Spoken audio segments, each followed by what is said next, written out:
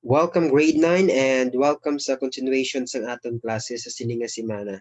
And I hope na intindihan ninyo aton previous discussion all about the types of quadrilaterals and proving some theorems of parallelogram. So this morning we're going to learn another topic in continuation sa aton nga discussion sa aton previous nga video. But before anything else, may I request everyone to please close your eyes for our prayer. Heavenly Father, madamo ging salamat sa matag adlaw nga blessings sa imo ginhatag, most especially ang gift of life ang ginhatag nimo sa tagsa-tagsa. Kabay pa nga padayon ang imo pagbugay kag pagpatawad sa imo nga mga katawhan, sa mga sala nga amon nahimo ug sa amon pagid nga mahimo. Lord Jesus Christ, we are very sorry gid sa mga sala nga amon ginhimo. Madamo nga salamat sa pag-sustain mo sa amon all throughout the 2020 nga year kag sa pag-atubang namon sa bag-o nga kabuhi sa the year 2021. Madamo nga salamat nga kung sa diin nakalabot kami sa third quarter namon sa amon nga klase and kabay pa kuntahan ni Lord Jesus Christ nga maatapos na ang COVID-19 pandemic para makakandak naman kami face-to-face nga klase before mag-graduate ining mga bata. Lord Jesus Christ, madamo gid salamat sa kaalam nga imo ginhatag kagabay pa nga ang kaalam nga imo ginhatag magamit gid namon sa matag adlaw namon nga pagtuon sa amon nga kabuhi. This we ask in Jesus name we pray. Amen. Our Bible verse of the week, it is still the same, taken from the book of Exodus chapter 20, verse 3, Thou shalt have no other gods before me. So for the continuation of our topic, this is entitled Proving Some Quadrilaterals as Parallelograms. So i-prove naton ng iba na quadrilateral is a parallelogram. Sa aton previous nga video, aton gin-discuss that rectangles, squares, and rhombus are special parallelograms. So this morning, aton i-prove ng iba na quadrilaterals are parallelogram. Special parallelogram to ang tatlo. Ang square, ang rectangle, kag ang rhombus. So may conditions kita para masiling naton nga ang isa ka quadrilateral is parallelogram. First condition, if both pairs of opposite sides of quadrilateral are congruent, so isa na kinahanglan, pairs of opposite sides of quadrilateral are congruent. Then the quadrilateral is a parallelogram. Isa lang nakakondisyon ha, at least ang duha ka pairs or both pairs of opposite sides are congruent. Another, if both pairs of opposite angles, duha naman siya ka pairs sang aton opposite angles or both pairs gid sang opposite angles sang aton quadrilateral are congruent, kung nasatisfyan ang condition, then the quadrilateral is a parallelogram. Next, if an angle of a quadrilateral is supplementary, magsilingan kita supplementary, equal siya sa 180 degrees ang measurement. Supplementary to both consecutive angles. Buot silingon, ang mga consecutive angles, kung aton siya i-add, ma-equal siya sa 180 degrees, then ang ina nga quadrilateral is a parallelogram. Another condition, if the diagonals, amo to siya bala ang aton nga line nga gin-create, alin sa isa ka side pakadto sa ay sa isa ka vertex pakadto sa angle nga opposite man sa iya, amo to siya ang diagonals. Kag kung naga-bisect each other na siya, buot silingon, nag-intersect, gintunga nila into two equal segment ang aton nga diagonals, then ang aton quadrilateral is parallelogram. Amo na siya nga aton nga mga conditions nga i-follow. At least may duwa siya ka pair of opposite sides and opposite angles that are congruent. Tapos ang iya nga consecutive angles should be supplementary, kag ang diagonal should bisect each other. Then therefore, kung na-met ang ina nga conditions, then our quadrilateral is a parallelogram. Example, may given kita sa ining illustration nga parallelogram ABCD. Side DA is congruent to side CB. Side AB is congruent to side DC.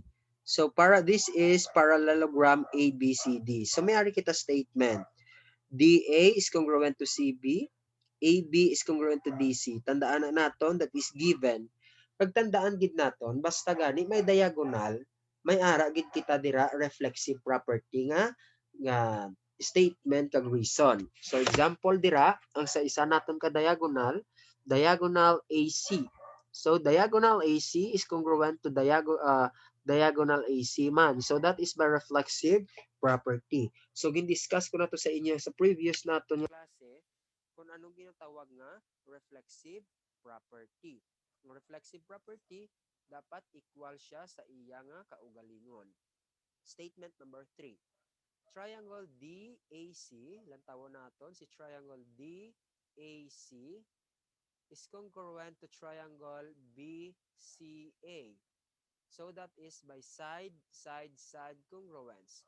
So equal ang duha ang aton nga triangles, ang aton triangles equal. In short, ang tatlo na niya ka sides are congruent man or equal. That is why gin-prove na siya by side congruence. Basta gani tatlo ang aton triangle equal, in short, ang tatlo yung sinaka sides are congruent. So, side congruence. Next. Number 4 statement. Angle DAC is congruent to angle BCA. Ang kagina to ya triangle. Subong ya angle. So, lang taon gina naton nga ang angle D is congruent na siya kay angle B. Si angle A, congruent na siya kay angle angle A man siya is congruent man na siya kay angle A. Ariyo, angle A is congruent to angle A. Angle C is congruent to angle C. That is why corresponding parts of congruent triangles are congruent. Ang reason nga nag-congruent ang triangle DAC to triangle BCA. Statement number 5. Lantawon natin si statement number 5. Segment DA, ari si DA is parallel to segment BC. So ari man si BC, nakita natin parallel sila duha.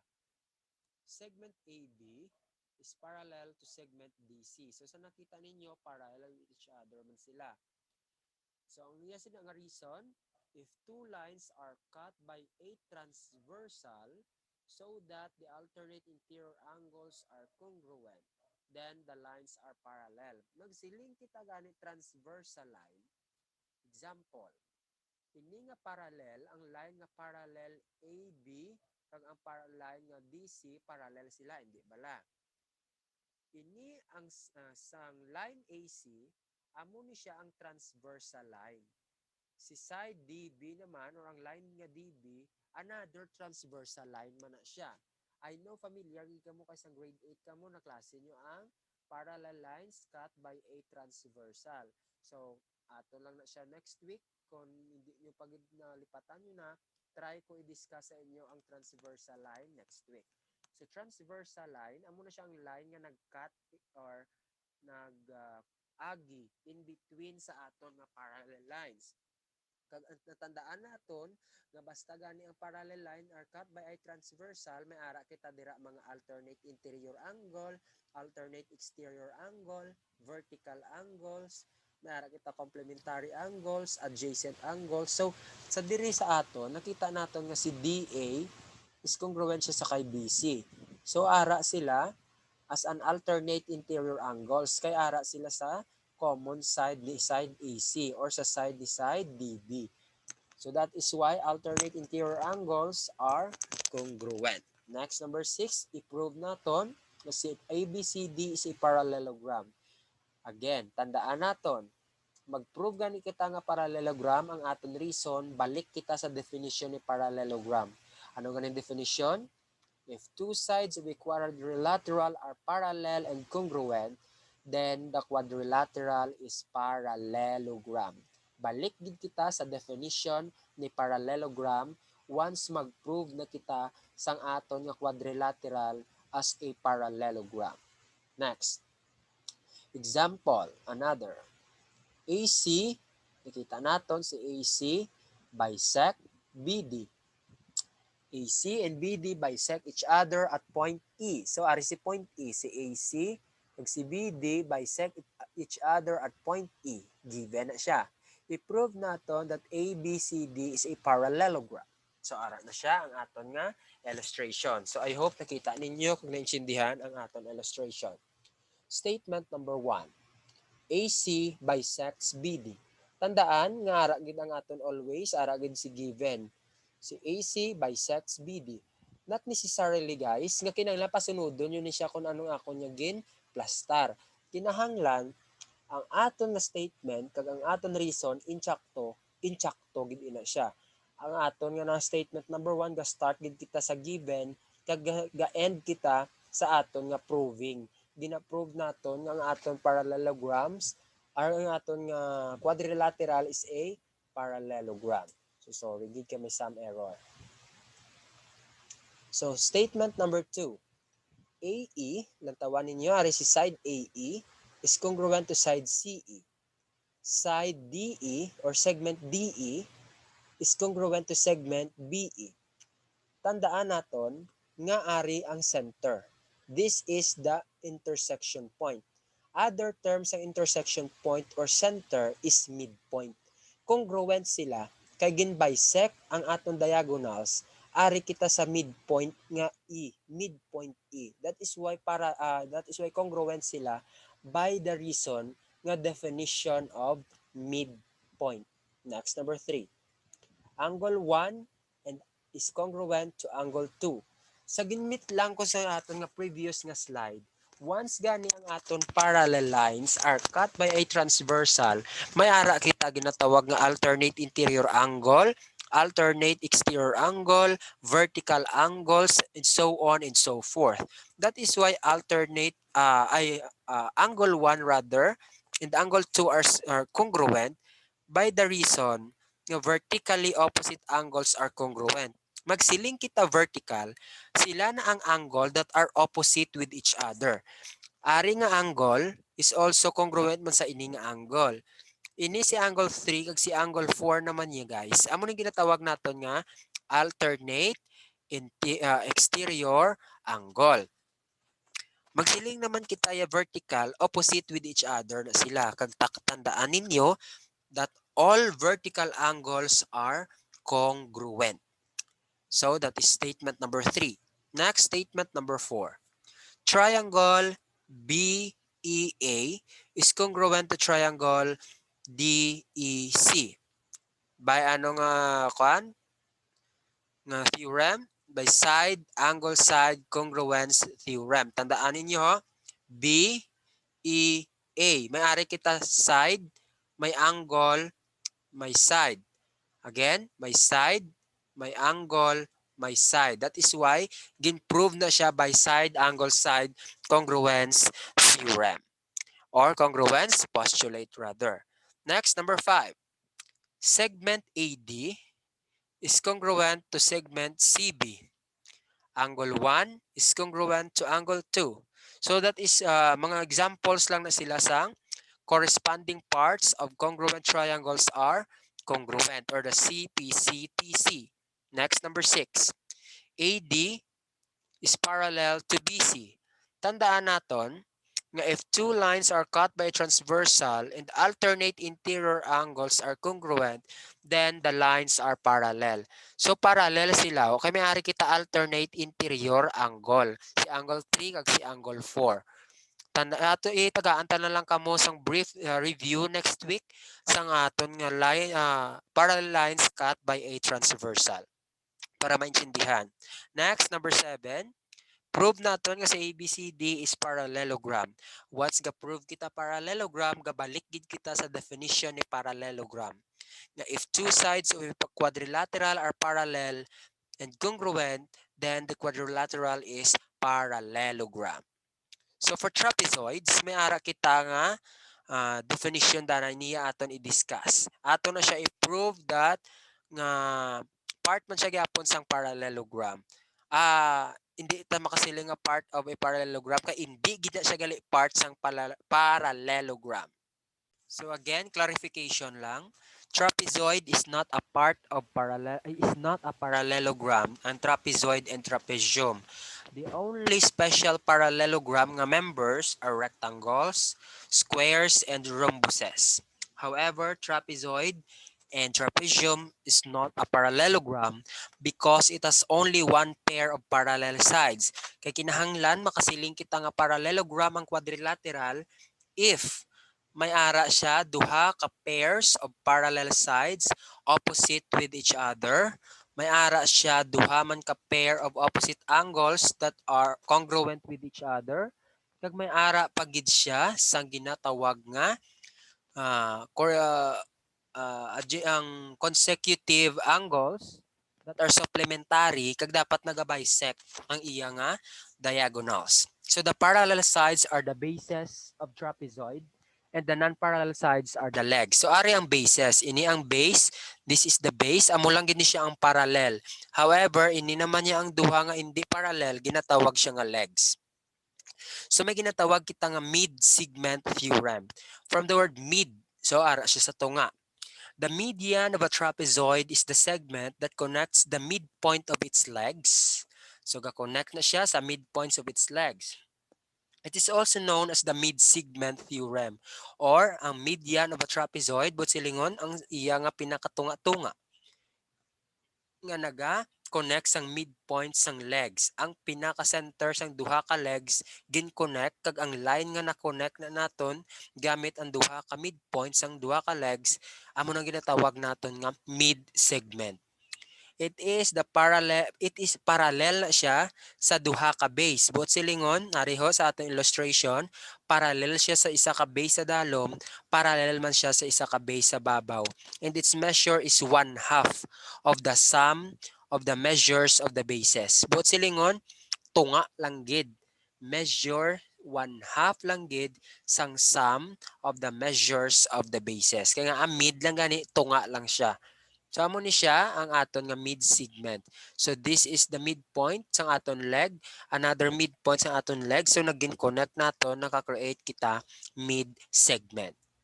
So ang mid-segment of a trapezoid is parallel to the bases and its measure is half of the sum of the measures of the bases. So amo to siya ginhambal na kon kagina. So anatag anaton example. Find the measure of BE. Ari si BE naton. Given nga si side BC is 49 centimeters, si side AD is 72 centimeters. Aton gid pangitaon ang measure ni side or segment BE. Apply naton ang mid-segment theorem for trapezoid. May formula gid kita nga ginagamit. Again, tandaan naton nga ang measure sang aton gani nga mid-segment is 1/2 or half lang gid siya sang sum sang aton base nga sa babaw kag base nga sa dalom. I-add ang sa babaw nga base kag ang sa dalom nga base kag ang tunga sina amo na ang measure sang aton nga mid-segment theorem. So find the measure of EF. So sorry, BE ang ako nabutang. Of EF.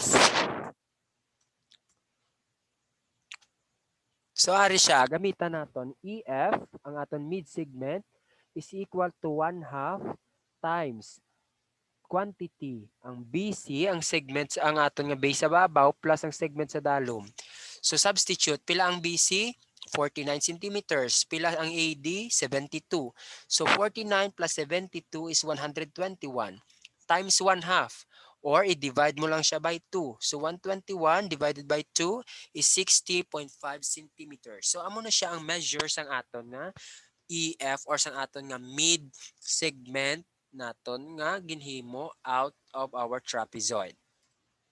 Another, find the length of the mid-segment LM. Aring LM naton, pangitaon naton kuno ang iya nga measure whose bases measures 20 cm and 26 cm respectively.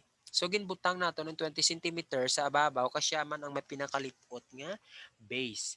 So this is 20 ang sa babaw kag sa dalom 26. So going back sa aton formula, nakadepende ang aton nga mid-segment nga kuana sa aton diri nga mga labels. So kaginaya EF so diri LM. So LM is equal to 1/2 times the quantity AB. Ang AB depende man siya sa label basta base nga sa babaw plus base nga sa dalom. So AB plus DC. So 1/2. Substitute lang pila si AB 20. Pila si DC we have 26. 20 plus 26 is 46. I-times 1/2 or i-divide lang by 2. So 23 centimeters. Therefore, mid-segment LM measures 23 centimeters long. So may ginatawag naman kita nga isosceles trapezoid.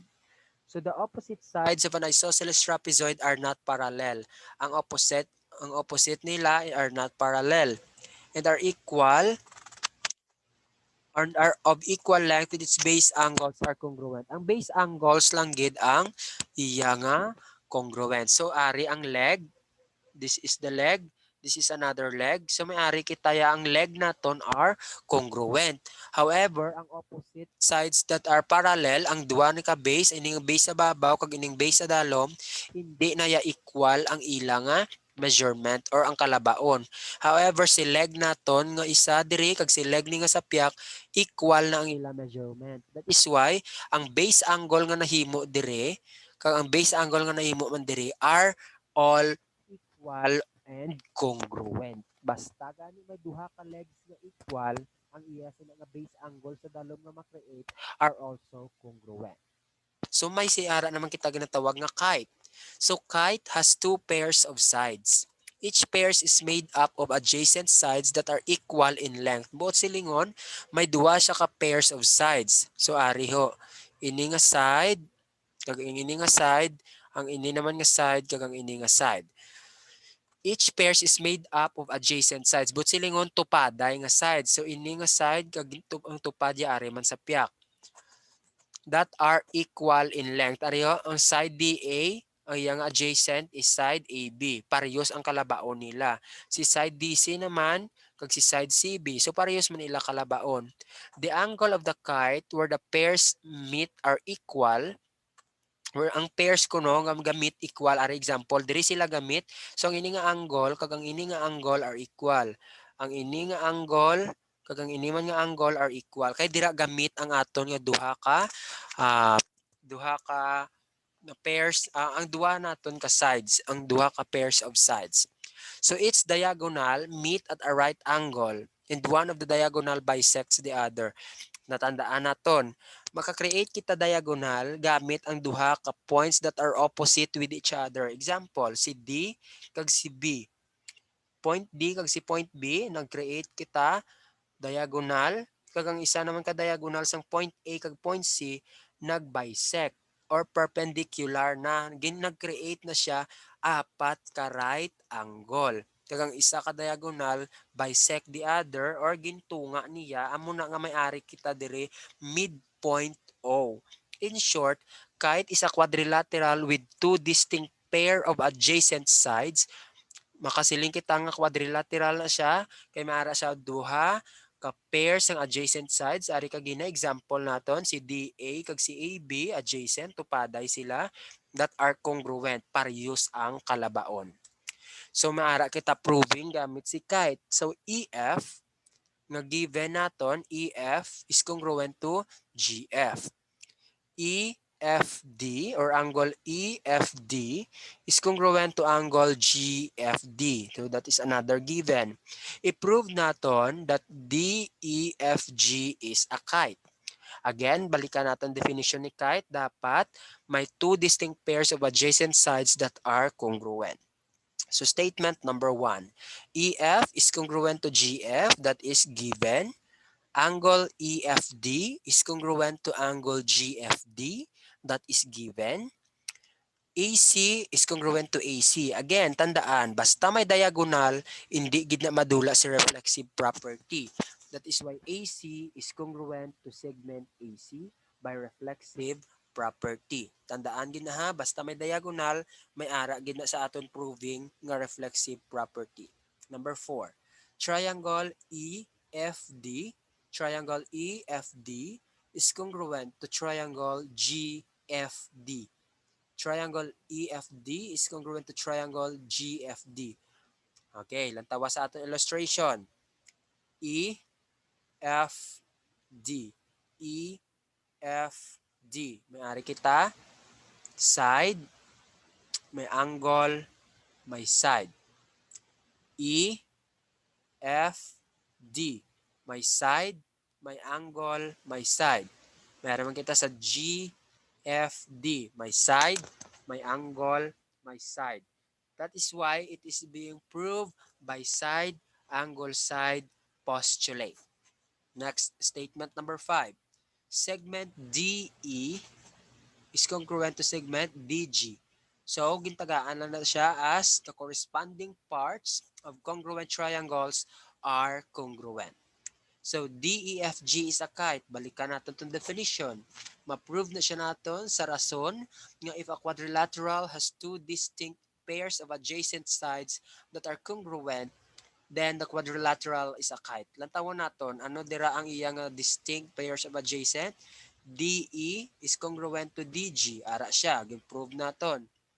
EF is congruent to GF. Ato siya sa given. That is why may duha siya ka distinct pairs of adjacent sides that are congruent. So this quadrilateral is a kite.